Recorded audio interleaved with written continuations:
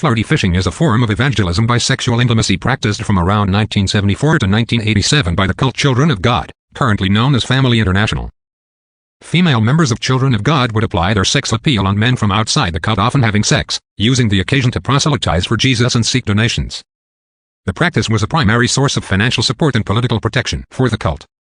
Children of God have defended it as a way of bearing witness for Jesus to people who would not otherwise be open to it.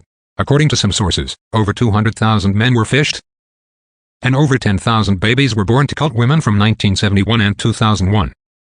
The practice was curtailed as sexually transmitted diseases spread through the cult, and then abandoned in 1987 reportedly because of the spread of AIDS.